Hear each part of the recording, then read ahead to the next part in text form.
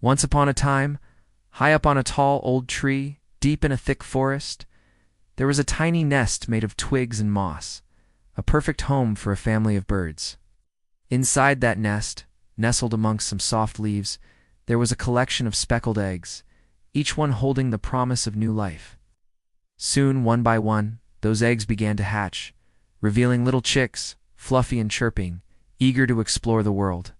They snuggled close to their parents, learning the ways of the sky. Days turned into weeks, and the little birds grew stronger, spending their time leaping and playing in the nest until they were ready to take their first flight. Under the watchful guidance of their parents, they soared through the air, feeling the wind beneath their wings. As the weather grew colder and the leaves turned golden, the family knew it was time to head south for migration. With a flurry of wings and excited chirps, they took off, flying in a tight V formation towards warmer skies.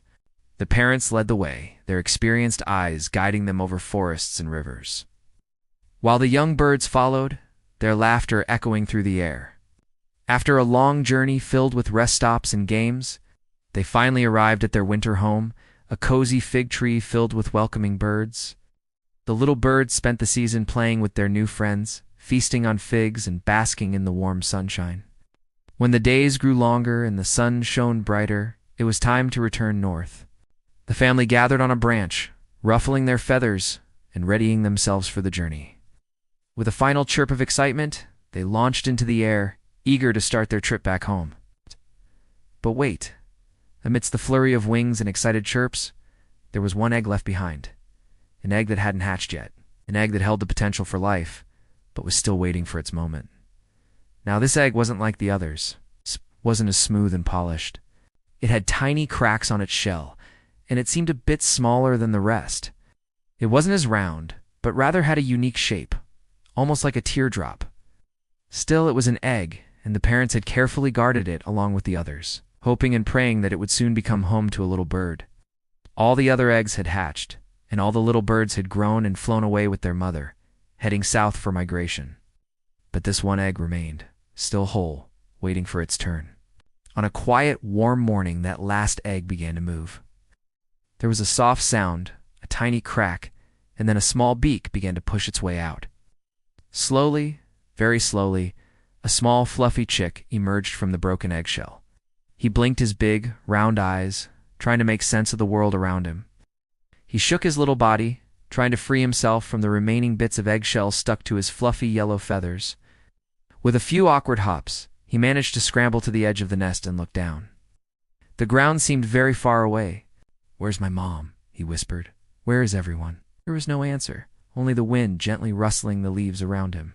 Unsteady on his tiny legs, he waddled to the edge of the nest and looked down. The ground was far below. But something inside him told him, "I have to go."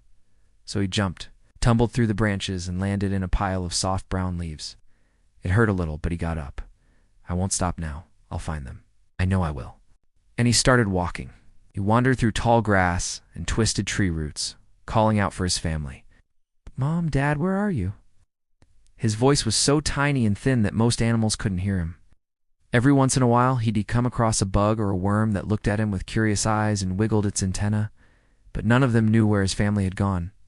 The little bird continued his journey, determined to find his mom and dad. Dad. As he walked, he encountered an ant who was carrying a crumb twice her size. "Excuse me," the bird asked politely, "but have you seen my mom? She's a bluebird, and my dad, well, he has a red neck." The ant stopped and chuckled. "Little bird, you are very cute, but I'm much stronger than you, so I don't have time for games. You'll have to excuse me." She tried to walk past him, but he stood his ground and asked again, "Please, ma'am, have you seen them?" The ant sighed and said, "Look, if you want me to help you, you'll have to let me carry you on my back. I don't want to drop my crumb." The bird thought for a moment. It was quite heavy, and it smelled delicious. "Sure, why not?" he agreed. The ant was very happy with the deal. She gently nudged him onto her back with her antennae and set off towards a huge oak tree. "There's lots of us ants living here," she said, "and maybe someone has seen your parents. Maybe I'll ask the queen." Before long, they arrived at a big hole at the base of the tree. Inside, it was cool and dark, and the little bird couldn't see well. "Wait here," the ant told him. "I'll be right back." She disappeared into the tunnel, and he waited, but she didn't come back. And when he peeped out of the hole, he saw the ant colony swarming around the crumb, eating it up before he could even protest.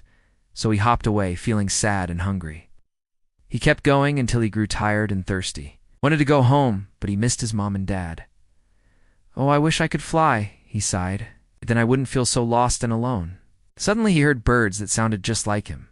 He rushed toward the sound, and as he got closer, he realized it was a family of bluebirds, and there was a redneck bird with them. "That's my dad," he shouted, flapped his wings as hard as he could, but he couldn't fly. "Wait, Dad, Mom, I'm here." He ran after them, but the birds just kept walking.